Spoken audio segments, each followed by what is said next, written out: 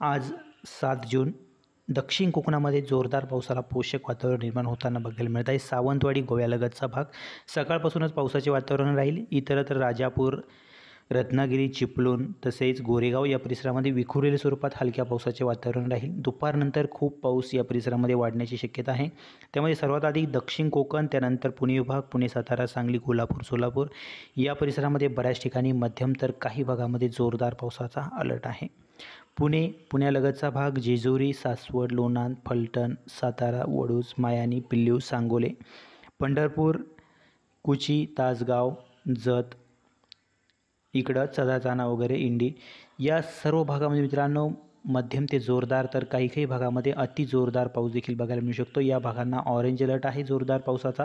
काही भागामध्ये खूप जबरदस्त पावसाची शक्यता या परिसरामध्ये आहे. संपूर्ण पुणे विभागामध्ये आज मध्यम ते जोरदार तर काही भागामध्ये अति जोरदार पावसाची शक्यता आहे. हेच वातावरण रात्रीपर्यंत मध्यरात्रीपर्यंत पूर्व उत्तर दिशेला सरकणार आहे. त्यामुळे इतर जिल्ह्यामध्ये देखील महाराष्ट्रात पाऊस वाढण्याची शक्यता आहे. त्यामध्ये आपण स्क्रीनवर बघू शकता रात्री 7, 8, 9 वाजेपर्यंत हे वातावरण मराठवाड्यात आपल्याला सरकताना बघायला मिळत आहे. सोलापूर जिल्हा इकडे धाराशिव, लातूर, नांदेड या परिसरामध्ये रात्री मध्यरात्रीपर्यंत मध्यम ते जोरदार पावसाचा अंदाज आहे.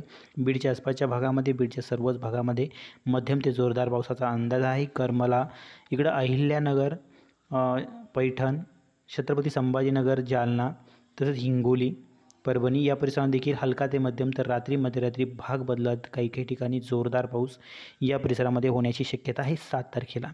काही भाग म्हणजेच आज काही भागांमध्ये उद्या देखील पावसाचा जोर वाढणार आहे. पुढे आपण बघणारच आहोत. 8 तारखेला देखील काही जिल्ह्यांना अलर्ट आहे. अमरावती विभाग आणि नागपूर विभागामध्ये रात्री मध्यरात्री पाऊस आपल्याला बघायला मिळेल. तसेच नाशिक आणि आसपासच्या परिसरामध्ये देखील रात्री मध्यरात्रीनंतर पहाटेपर्यंत काही ठिकाणी हलका मध्यम पाऊस होण्याची शक्यता आहे. इतरत्र देखील नागपूर विभागामध्ये आणि अमरावती विभागामध्ये विखुरलेल्या स्वरूपात रात्री मध्यरात्रीनंतर पहाटेपर्यंत 7 तारखेला पावसाचे वातावरण निर्माण होण्याची शक्यता आहे. म्हणजेच 8 तारखेला पहाटे.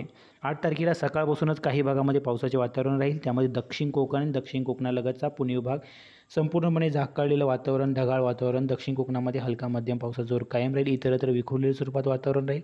ठिकठिकाणी हलक्या पावसाची शक्यता 8 तारखेला आहे. दुपारनंतर पुन्हा 8 तारखेला पावसाचा जोर वाढण्याची शक्यता आहे. त्यामध्ये सांगली, सातारा, कोल्हापूर, सोलापूर या भागांमध्ये मध्यम ते जोरदार तसेच पुण्याच्या आसपासच्या परिसरामध्ये मध्यम ते जोरदार स्वरूपाचा पाऊस पडण्याची शक्यता आहे. अहिल्यानगर आणि आसपासच्या परिसरात देखील 7 तारखेला मध्यम तर काही भागामध्ये जोरदार पाऊस बघायला मिळू शकतो. नाशिक जिल्ह्यामध्ये देखील हलका मध्यम स्वरूपाचा पाऊस आपल्याला 8 जूनला बघायला मिळेल. मालेगाव, चाळीसगाव, धुळे, साक्री या परिसरात देखील पावसाचे वातावरण होईल. नंदुरबार, जळगावमध्ये देखील विखुरलेल्या स्वरूपात हलक्या मध्यम पावसाचे वातावरण निर्माण होईल. ठिकठिकाणी हलका ते मध्यम पाऊस होण्याची शक्यता आहे. रात्रीपर्यंत इतर भागामध्ये जसं की मराठवाड्यात पावसाला पोषक वातावरण निर्माण होईल. त्यामध्ये छत्रपती संभाजीनगर, जालना, परभणी, हिंगोली, बीड, नांदेड, लातूर, धाराशिव सर्व जिल्ह्यांमध्ये मध्यम ते जोरदार पावसाचा अंदाज आहे. बीड, माजलगाव, पैठण या परिसरामध्ये बऱ्याच ठिकाणी जोरदार पाऊस होण्याची शक्यता आहे.